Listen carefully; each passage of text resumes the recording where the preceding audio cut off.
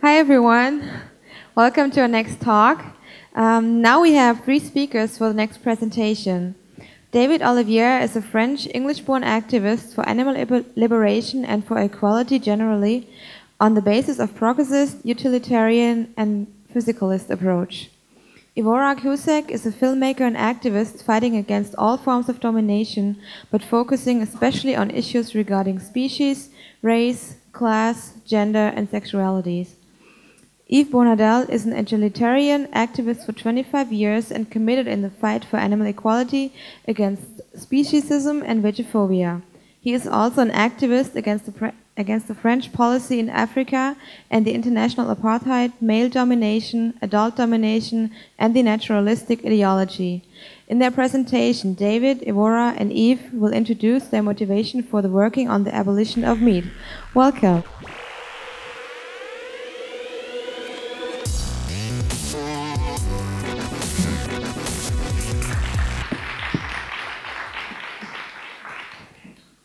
Thank you. So I'm David, and we're all 3 French activists. I'm going to explain a bit about the background of the movement, or rather of what I prefer to call the background of the political coming out, because of course we didn't invent the idea of that meat should be abolished, but in France was formulated in 2005 the idea that the abolition of meat should be made into political demand, and before that there was about 20 years of activism in which I started being an activist, an animal activist in 1988. So I'm going to explain a bit how things worked out, of course through my eyes. So it's a bit subjective, but I think it's also a bit significant about of how we got to this this declaration and this idea of bringing the abolition of meat out as a political demand.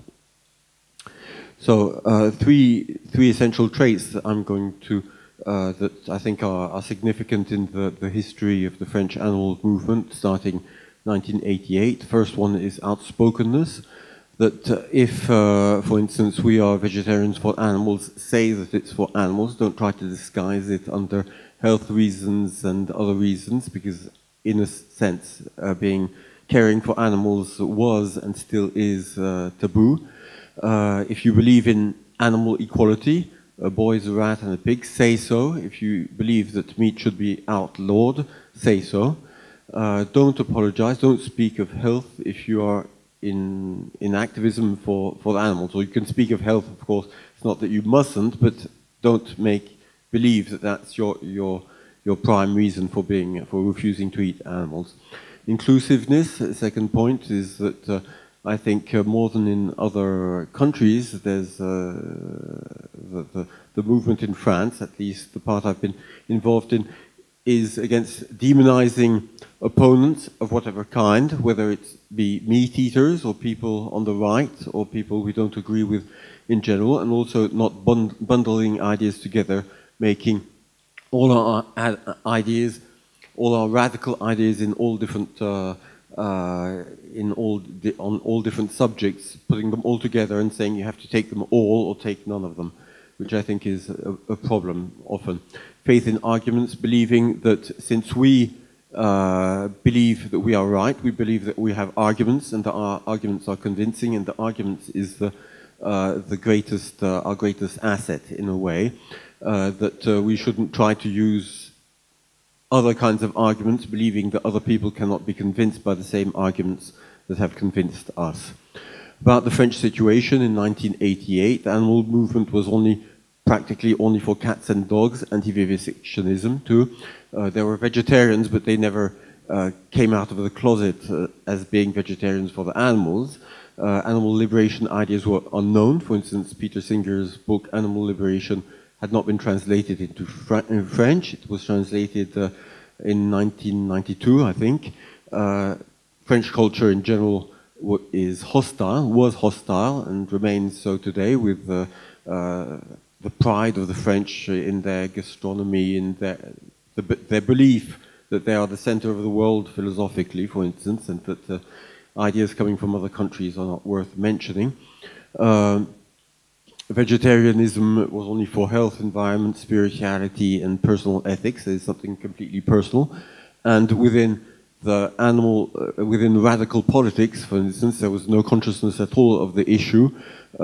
For instance, I'm always surprised, I'm always kind of find it strange to think back to May 68, which is supposed to be a movement for the liberation of everything, so radical, but animals had no place at all in the ideas that were developed then. Now, one first thing that I was involved in 1989. We put out this this booklet, 56 pages, with it was kind of difficult in those days, and I think it sold quite well actually. The title was kind of very much in your face. We don't eat animals, so as not. We don't eat meat, so as not to kill animals. It was kind of in contradictions to all the reasons people found in those days not to eat meat. And the 5 authors were part of the I'd say the French radical anarchist scene, but kind of not at ease in that radical scene. They also had some contacts with or background with foreign countries. We don't eat meat. The centrality of the meat issue, I think that remains true today. Instead of speaking of things like vivisection, which concern about 100 times less animals than meat production, or fur, things like that. We spoke directly of meat, which is the most difficult issue, because it's everyday interaction with animals. It's an obvious issue, and at the same time an invisible one for most people. There's also the glaring contrast. I mean, you can understand very easily that for one being it's a question of life and death, and for the other one it's just a question of taste. There's a strong symbolic load. You have a dead animal on your plate. It's the great majority of all animals used and killed by humans. Also, the fact that instead of being able to say, for instance, in vivisection, you can say it's them, it's the horrible scientists, or it's the wicked Cruellas who wear the fur. The culprit is everyone, it's us. And it challenges also behavior which is seen as natural, which is natural in a sense, which is predation. We started with that brochure, We Don't Eat Meat, and after a few years we got contacts with Peter Singer, with Paola Cavalieri in Italy, and we had the idea of producing this quarterly magazine, Les Cahiers Antispécistes. We got more philosophically knowledgeable about issues, so we heard about speciesism, and Les Cahiers Antispécistes, Antispeciesist Notebook, is still published today, and it's also had a lasting influence. It's in the French scene. So Cahiers Antispécistes brought together both a theoretical approach and grassroots activism. In that, it's kind of original in the sense that it doesn't separate the two levels. Pluralistic, mainly utilitarian and rationalistic, I'd say. That is atheistic, let's say, but open to other views. That is, we translated, for instance, text by Tom Regan, one which ends with something speaking of God. Encouraging change on all levels, believing that we can be activists on philosophical and political level, but there are many levels, such as cultural level, scientific level, and all that, and it's certainly not one simple problem. It needs many people from many different origins and with many different viewpoints to change the world on this issue. Translation into French of many theoretical texts, and an anti-naturalistic approach. That is, we wanted very clearly to say that we're not the same as ecologists. Not the same thing. The animal issue is quite separate from the issue of ecology. In 2001 was the Veggie Pride, an annual demonstration founded, the first kind in the world, in the sense that saying that we're vegetarians for the animals and speaking for the animals. No apologies about being vegetarian for the animals. Break with the exclusiveness of anti-species propagandization. I think that's important to get to the idea of a movement for the abolition of meat. That is, anti-speciesism is an idea, is something that we tried, up to then we had tried to convince people of becoming anti-speciesists, and I think that's right in a way, but it's limited because you can't claim, you can't demand society to become anti-speciesist. You can only convince people of an idea, but not make it into a political demand. But what we did demand was the possibility to have an open and free debate in society about the legitimacy of eating animals and the end of the silencing of the voice of people who believe it is not legitimate, and in particular people who are anti-speciesists. Then another event in 2002, the foundation of the Festival de la Question Animale, about the animal question, is a gathering open to everyone. It's no longer restricted to anti-speciesists, because the idea is that the animal question concerns society as a whole, concerns everyone of every kind of opinion, and it's promoting the ideas of promotion of the philosophy of debate in the entire society. And then came the demand for the abolition of meat, which was formulated in these estivales by Antoine Comity, who is a French activist, in 2005. And the idea is that, in a sense, the anti-speciesist mind block paradigm had become a mind block because it's too radical. As I said, we can't demand for everyone to believe in anti-speciesism. The idea before was in the sense that we must first convince everyone to stop being speciesist, and then they will abolish meat. But instead, Antoine Comity said, well, no, that's not the way things work. For instance, for the abolition of slavery in the United States, they didn't convince everyone to stop being racist. They said slavery, which is the massively dominating form of racist exploitation, must be abolished. And then that didn't make society, the United States, American society, into a non-racist society, but it was an essential step towards abolishing racism. So a belief cannot be a demand. Vegetarianism as such is a personal practice and cannot be a demand either, but both must come together. That is, the high up ideas of anti-speciesism and the down-to-earth ideas of of a vegetarian evangelization, I call it, come together for a political demand.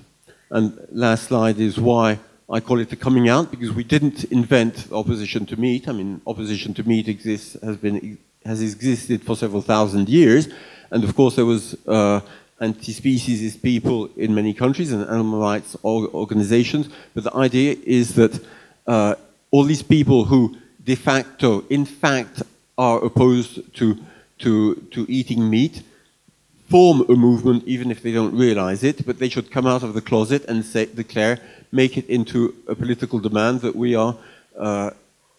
demand society to debate about whether it's right to continue eating animals. So what was new, the idea that was new, is that time is ripe for formulating that demand collectively as a political demand, inclusive of even of people who eat animals, because what Antoine Comity pointed out is that there are many people who feel that it's not right to eat animals, but still eat them because of many difficulties they have in their everyday lives, or just because they're not strong enough to decide. I mean, in a sense, it's also like stopping smoking. People believe they should stop smoking, but they go on smoking. So people who eat animals are not necessarily our enemies, and many people who eat animals are also part of this movement. And saying that it's a limited and central demand means that it doesn't replace other forms of activism. It's just something which, let's say, is a very important stone in activism. It doesn't mean that we should stop having day-to-day capillary spreading of vegetarianism. It doesn't mean that we should stop talking about anti-speciesism, but that we should make it into a political demand to have meat abolished. Now, Yvonne is going to speak about the meaning of the demand. This demand. Hi. Yeah, so we're still at an early stage of bringing this demand out into society. The idea is that ultimately it will lead to laws being passed to ban predation and production of animals for human consumption. Up to now, well, for a long time, action on behalf of animals used for their flesh has been an exception to the rule. Indeed, if you look at bullfighting or circus or fur experimentation, hunting, animal rights campaigns and activists ask the public to boycott, but they also ask these practices to be banned. And there have been demands for outlawing specific meat products like foie gras, and where activists advise people against buying it, but they also want force feeding to be banned. There's also been stuff out on horse meat or dog meat, but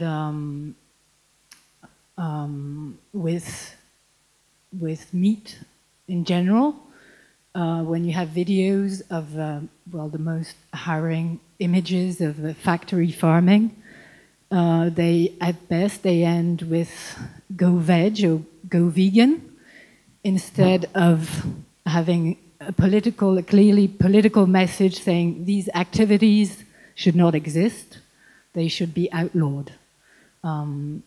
So it is a question of, for us, it's a question of obtaining the consent of human societies of the eradication of a practice based on the recognition of the harm it causes to animals.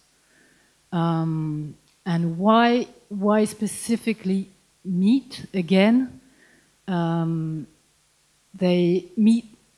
animals brought into the world and killed for their flesh, they actually represent 99.99% of exploited animals. There are 60 billion terrestrial animals killed each year, and in this count, they actually aren't included all the animals that die along the way, because these figures actually come from agriculture ministries and departments. So all the chicks, male chicks for and ducklings and foie gras and whatever, all the animals who die from bad living conditions in factory farms, they're not counted in this. And a specific focus actually needs to be made on fish, because when we say meat, we also include fish, of course. And according to Fish Counts, a UK-based organization, in 2013 there was between 1,000 to 3,000 billion fish who were killed. They actually represent 98% of the number of individuals who are killed on the planet in a year. So, and the conditions in which they die are the most horrendous. I mean, if we were to think that cows would be killed the same way, I mean, kind of tipped over a cliff, dropped into water, their agony is just very long, and they're most of the time, for those that are not in bred wild fish that are fished, they're dragged up from 800 meters deep, half a mile, and their eyes come out of their orbits, and they choke to death. I mean, yeah, it's just so. In this demand for abolition of meat, of course, fish should be on the front of the scene.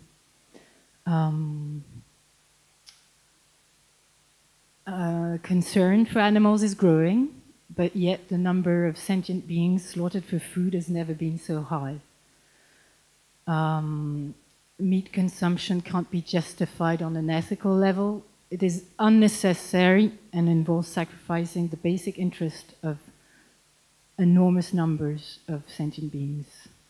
Because of thousands of billions of lives are at stake, we must now do more than just refuse to collaborate, and more than just ask people to refuse to collaborate to this massacre. That's why we think it's very important to put this political demand of abolition out in the public debate. So in France, a group started to propose, to think about a resolution with the idea that it could be accepted and endorsed by all kinds of cultures and religions around the world, people with different cultures. I'm going to read it out. Because meat production involves killing the animals that are eaten, because their living conditions and slaughter cause many of them to suffer, because eating meat isn't necessary, because sentient beings shouldn't be mistreated or killed unnecessarily. Therefore, farming, fishing, and hunting animals for their flesh, as well as selling and eating animal flesh, should be abolished. So we think the general population is now capable of regarding the demand for the abolition of meat as a reasonable proposition. Still, it will take time to gather wide support.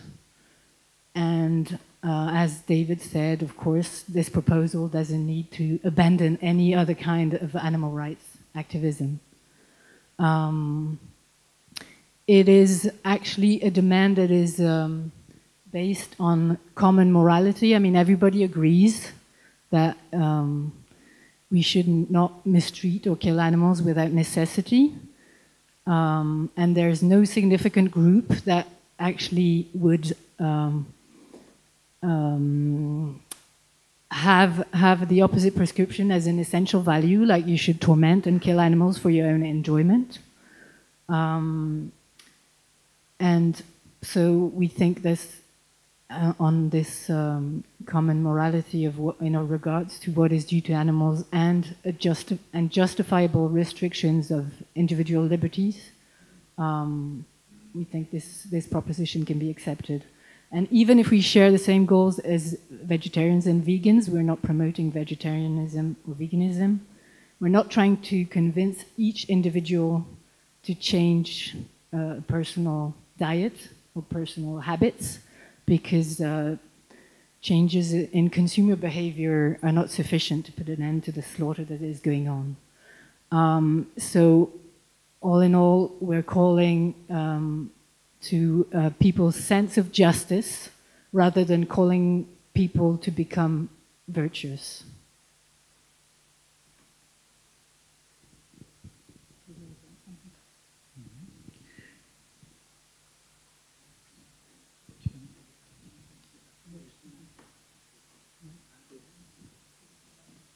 So I will continue.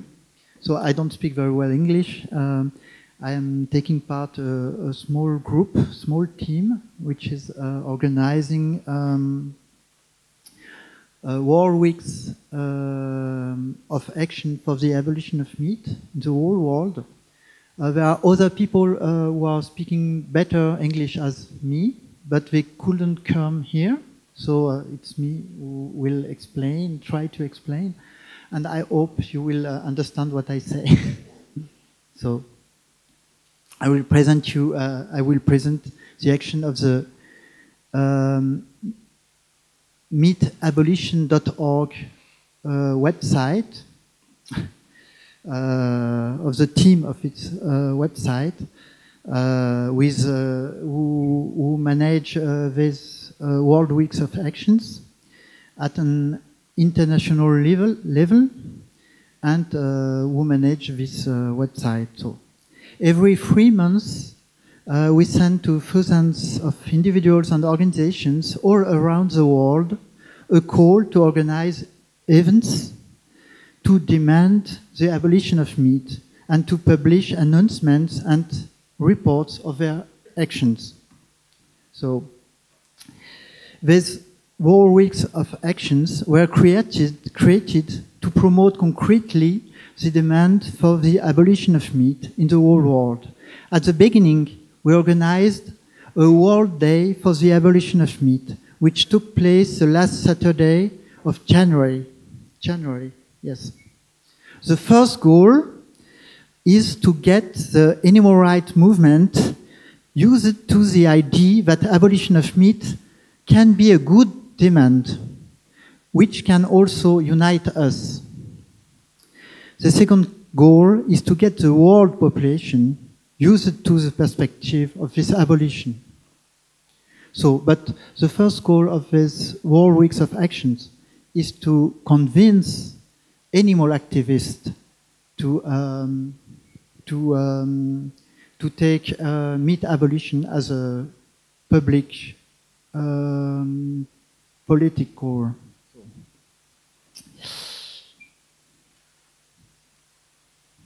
The first World Day for the Abolition of Meat took place in year 2009. Various events, including awareness actions, street performances, speeches and protests, were held in over 50 cities in the following countries: Belgium, Bolivia, Brazil, England, France, Germany, India, Ireland, Italy, Portugal, South Africa, Switzerland, and the USA.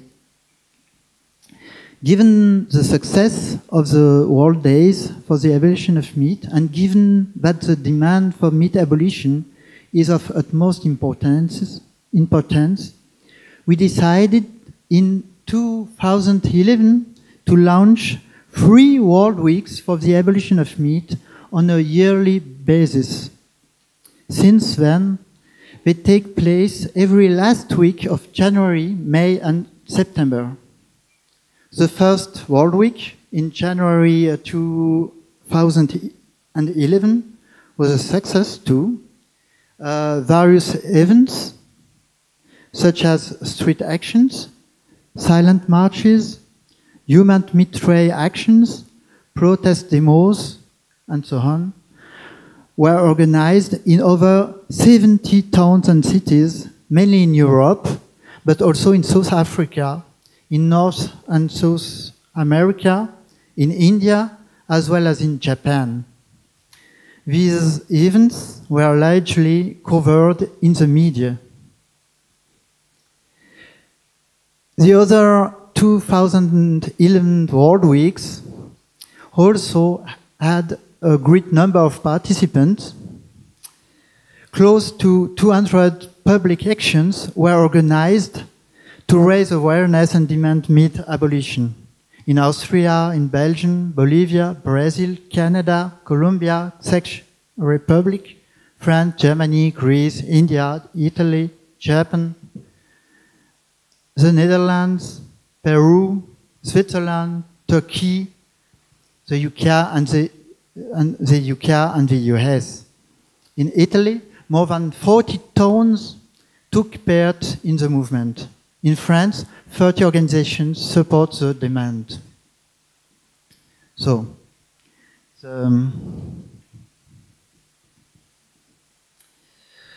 the World Weeks of these past years have allowed for a wide variety of actions to take place in more than 100 cities, in a large number of countries. New countries, the Bahamas, Israel, New Zealand, Poland, Romania, among others. There are now new type of actions. For the third year, matches for the closing down of all slaughterhouses have been organized. The idea of this title came from Austria at the beginning. There were some such actions in Austria before. In June 2012, it took place in Toulouse and Paris. In June 2013, they were held in Toulouse, Paris, London, Istanbul, New York, Sao Paulo, Rio de Janeiro, and Toronto. In June 2014, they were also held in Bern, Switzerland, in Kassel, Germany, in Montreal, Canada, Los Angeles, Sydney, in Australia. 1,300 people in Paris, 200 in Toulouse. Toulouse is in France too. 500 in Bern, etc. Another march is claiming the abolition of meat. It's Veggie Pride, David spoke about. It's a march which exists in France since 2001, but in other countries too, in Italy, in Czech Republic, in Switzerland, etc. It is a march to come out publicly in our refusal to collaborate with the slaughter of animals. And it claims now publicly that meat must be abolished too. Each year, there are more than 800 people, sometimes more than 1,000 people, who demonstrate against meat. So we therefore call on you to organize and announce on meatabolition.org website all actions which will bring forward the day when no animal is murdered for food. We also call on you to spread the idea of the World Weeks of Action for the abolition of meat to all people and organizations likely to be interested. Let's organize actions everywhere. It's my conclusion.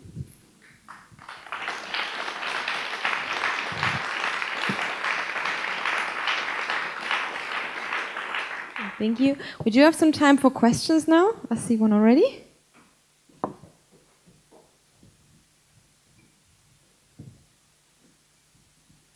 Hi.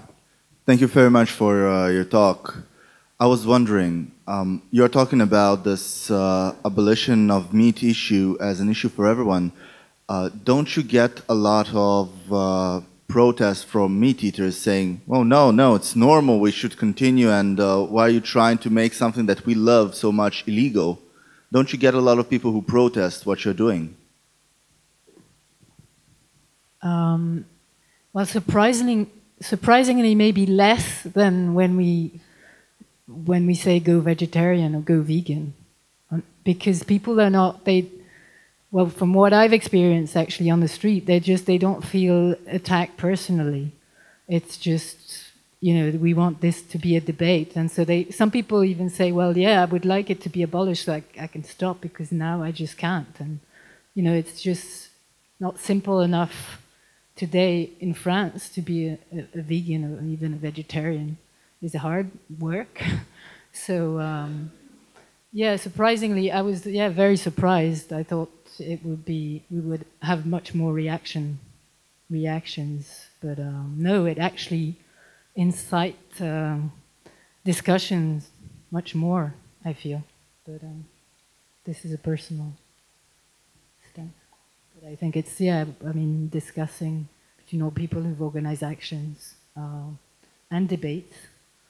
No, it seems to be a good way of bringing the debate. Thank you. I'd just like to add that I think that people generally, when you speak of vegetarianism, they understand very well that we're saying that it's not legitimate, it's not right to eat animals, and that they jump directly to the conclusion that we want to abolish eating meat for everyone.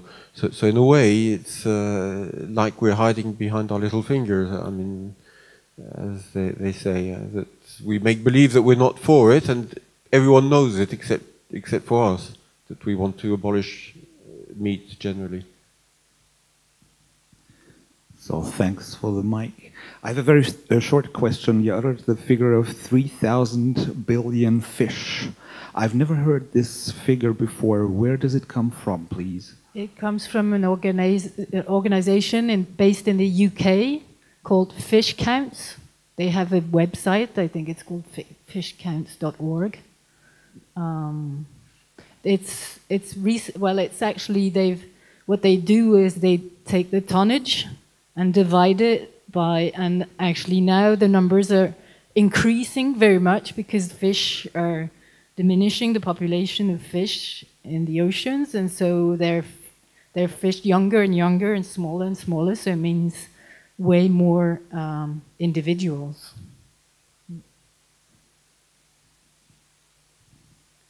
Hi. I'm wondering, did you, usually economic aspects are always very important in public discussions, so I'm wondering, did you get any reactions from farmers or butchers or meat lobbying groups or anything like that? I'm asking because I'm from Vancouver, Canada, and the city started a Meatless Monday last year, and on the first Meatless Mondays, one of the local butchers put up an event where he publicly butchered a buffalo as kind of reaction towards this Meatless Monday to protest it, and I'm wondering if you had any similar reactions like that.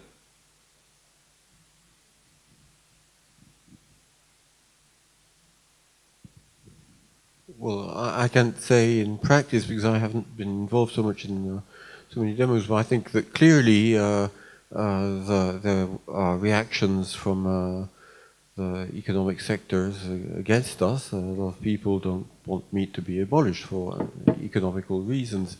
And one thing that Antoine Comité pointed out, and I think he's right about that, is that we shouldn't consider that people who are involved in animal exploitation as necessarily our arch enemies, and we should also have proposals ready. I mean, maybe not for tomorrow morning, but to take into consideration that these people need to find other jobs, and not just say, well, you're bad people, you can just go and die in the streets. I mean. And generally, probably the people who make us most known, actually, because they in protesting. I mean, people, usually bring more focus and attention to what we do because they have more more room than us, more space in the media. Yeah, I think we should also understand that they're not one big demonical block in front of us, that they're also rivals in a sense. And for instance, when we say abolish foie gras, they come out and say, look, foie gras isn't the worst, look at chickens, the way they're reared, it's worse than the way the ducks are reared. And if we speak about the chickens, they point out that foie gras is even worse than that. So in a way, they're allies. And in France, they started this thing called, in September, starting now, it's called Vive la viande, long live meat. So, which is a weird title, but they're opening slaughterhouses to public visits, and also, I mean, clearly they're reacting to what we're doing, but it's a good sign. Another question?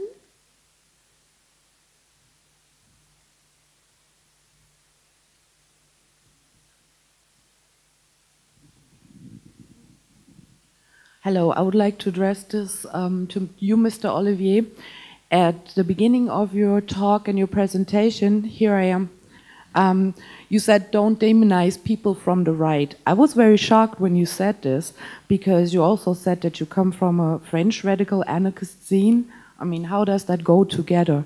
So my kind of question is, do you also work with, suggest to work with the right-wing groups in France and people such as Brigitte Bardot, and other nationalist or racist groups? This is something I don't get. I'm going to say what I mean. It's my personal view of this. It doesn't engage the movement or anyone else. But yes, I think that people are sincere. People who are on the right wing sometimes are sincere. People who also say things which are racist are sincere. They have feelings. I don't approve of those feelings. I don't approve But if someone is for the abolition of meat, like Brigitte Bardot, we might say that she is, and at the same time she writes horrible things, well, she's a part of the movement in a sense, and we shouldn't say, we can very well say we don't agree with what she says about immigration, and I certainly don't agree with it at all, but I'm not going to deny that she sincerely believes that meat should be abolished, and I don't see on any logical grounds why I should deny it. Now, if I'm going to have to work with someone, it depends what kind of work I'm going to do. I mean, I think for me, there's no problem in my being very clear about what I believe about immigration and the repression of immigrants. And actually, what I believe about it is that we tend to demonize the far right, but about 90% of French society has practically the same opinion about it. That is, the immigrants should be kept out, and I think that that is wrong. So if I'm going to demonize someone, I'm going to demonize 90% of French society, which is absurd. I'm not going to say that we're not going to work with people who believe in the restriction of immigration. I believe that immigration should be free, and that it's not because you're born in some other country that you shouldn't be allowed to have the same standard of living, for instance, as the French people. I know that most people in France, for instance, don't believe that, and most people in most European countries don't believe that. I'm not going to demonize them, and I hope they will come over to the idea of the abolition of meat, and I'll work with them when it's necessary on that count. But I'm also going to be clear about my disagreements, and that's for that, and that's for many other issues. I mean, if I go to an anti-racist demonstration, I'm not going to say that I'm not going to work with them because they all eat meat. But for me, people who eat meat, one might very well say that they're fascists. They're not just fascists in their opinions, they're fascists in their everyday practice, and most of them are both in their opinions and in their everyday practice. They think that animals are worth nothing, they should be killed, and it's quite right to kill them just for our taste. I mean, it's how fascist can you get more than that? I still go to anti-racist demonstrations with those people. I take seriously both my anti-fascism and anti-racism. I take seriously my anti-speciesism, and I try to work in a pragmatic way to promote both. Thank you for your opinion. Let me share my opinion with you. I think people like you should not be given any time to speak out in this movement. I think that people who want to restrict the freedom of opinion are rather people who are similar to the extreme right.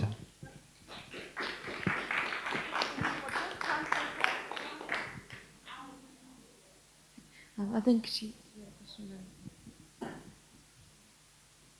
Thank you. Hello, could you please explain to me why you make no mention of the environmental impact of meat globally and its direct implication in the famine and starvation and desertification of our own species indeed, and the wild species whose habitat is being destroyed? Thank you. Actually, we didn't talk about it now, but there's a stall for meat abolition, and there's brochure, and actually there's links made with the environmental issues, and of course there should be links made between movements to promote this idea of abolishing meat. Yeah. We focus most, also principally, on the interest of animals as individuals, because we think it's the point that people doesn't want to look at, and it's the point that we have to focus. For this reason, if we speak about animal interests and about environmental issues and about north-south issues, people will have in mind human issues and will forget animal issue. It's what we have note in France, and it's for this reason that we are focusing about principally animal issue.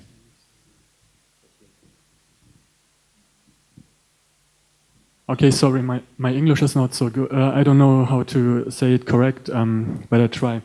You said you work also with anti-fascists who eat meat, but I think you cannot compare this with working together with fascists that are against, that are for the abolition of meat. This is not comparable because in our society, I don't know if French is mostly fascist, but I come from Germany. We're not such fascist, 90%, I don't know. Not eating meat is not standard in our society. This is something we have to reach. This is forthcoming, I don't know. We cannot expect from people to be anti-speciesistic because this is not standard. But it's standard not to be fascist. And someone who is fascist or racist, this is something we have reached yet in our society. So for me, it's a difference. I won't work with fascist abolitionists. Well, we have to consider as well integrated fascism and sexism and racism. I mean, you know, if you don't look at your own privileges, you can be sexist and racist easily without even noticing it. So just be careful. For example, the marches for the closing down of all the slaughterhouses say explicitly that these marches are political events that are in the dans le cadre, that are in a framework of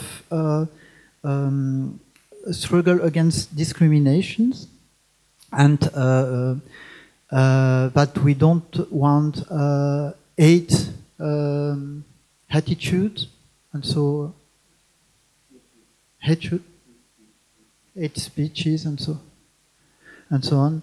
So I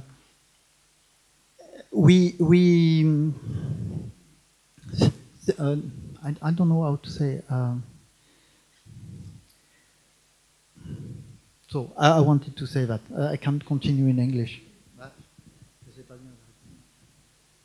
I'm going to express myself on personal level. I mean, the organization I'm part of in Marseille, of course, well, we're clearly against all forms of oppression, and we have a charter and everything, but it doesn't, the thing is, even putting it out,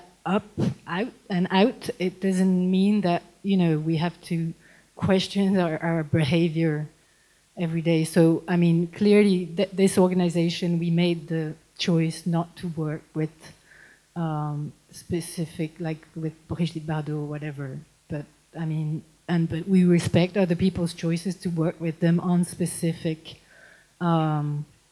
campaigns or whatever, and it doesn't prevent us as a movement to denounce like the halal campaign in France, which is overtly anti-Muslim.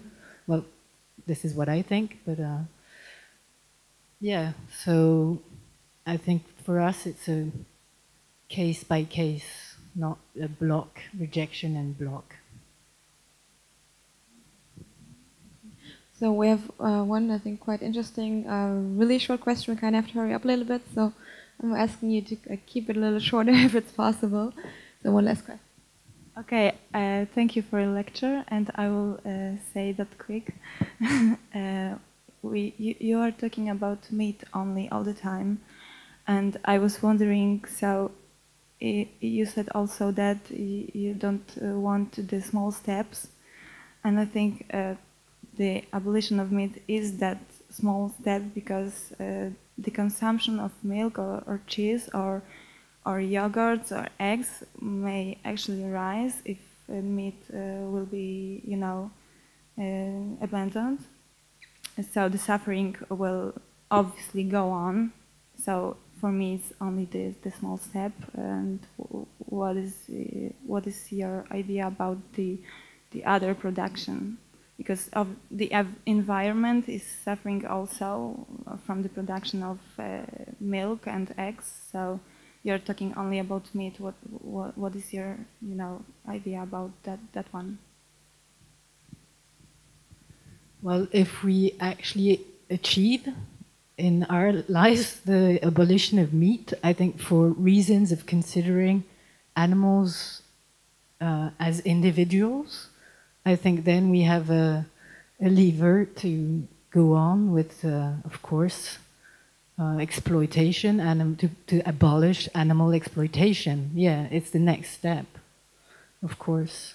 But so, I mean, yeah, if they don't want to prepare people for another step, because in the beginning you said that veganism and being vegetarian is not enough, and you don't want to take small steps, but this one is only a step for me. I'd just like to add that I think that this veganism versus vegetarianism polemic, controversy is a kind of side issue for me. It's a distraction, because I mean the fact is it's rather obvious once you become knowledgeable of the issues that you can't go on eating meat, I mean milk and eggs, if you've abolished killing animals for meat. I mean it would be absurd to imagine that society would abolish slaughtering animals for meat on the grounds of taking into consideration the animals, and still going on killing the calves and just throwing the bodies out, and killing the male chickens and killing the female chickens, hens at when they stop laying, when they're 2 years old, and just throw the meat out. That just won't happen. I mean, abolishing meat, and I think that the producers of meat are quick to point out too that that vegetarianism is not possible, at least on a society level. Now, whether abolishing meat also implies that we should forbid people having backyard hens and roosters without killing the male chickens and keeping them and eating the eggs they lay and letting them live out their lives in their backyards. I mean, some people are opposed to that, others aren't opposed to that, and that's a debate. But certainly that will come up during the debate about abolishing meat. But certainly I can't imagine that society would just go on eating ever-increasing amounts of milk and cheese and eggs. And I really have to interrupt you right now. I'm really sorry. Maybe you can talk a little bit later on after the talk. The next presentators are already waiting. I just want to thank you real quick for your talk. And yeah, thank you.